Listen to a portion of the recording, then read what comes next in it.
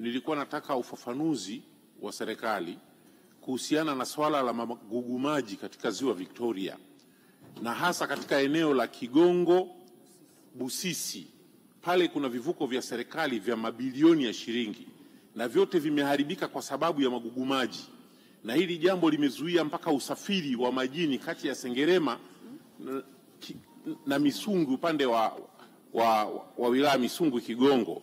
Sasa hali hii Mheshimiwa Waziri anamaliza kutoa ufafanuzi katika bajeti hii, hajazungumzia mkakati wa serikali kutoa magugu maji katika Ziwa Victoria. Hili jambo halikubaliki. Kwa hiyo naomba ufafanuzi wa serikali kuhusiana na hili jambo, na asiponilizisha atakamata shilingi.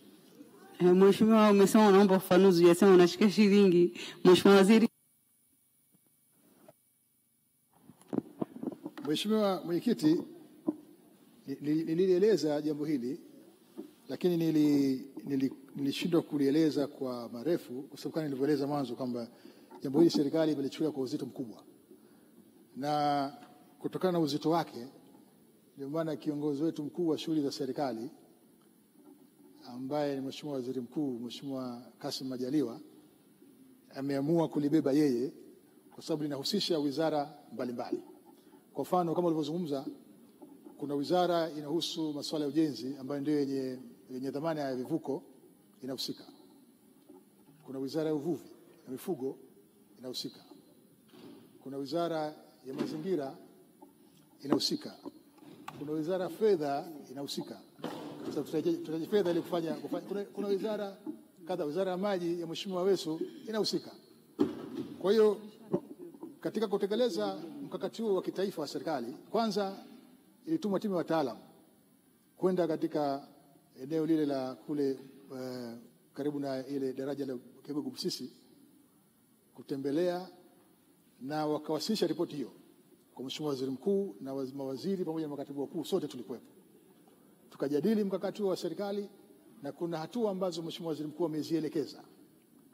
Kwa jambo hili linasema na Mheshimiwa Waziri Mkuu, si heshima kwangu mimi kusimama kueleza, lakini kutoa wasiwasi na kupokesha Mheshimiwa mbunge kwamba jambo hili serikali imelichukulia katika ngazi ya juu kwa uzito wake.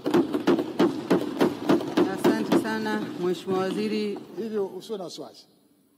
Wakati utakapofika utaona hatua ambazo zinachukuliwa na ambazo Mheshimiwa Waziri Mkuu. Asante sana Mheshimiwa Waziri, ilikuwa tunataka ufafanuzi kwa sababu hilo swala ni la kisera na fungu lishafikiwa. Katibu, tuendelee.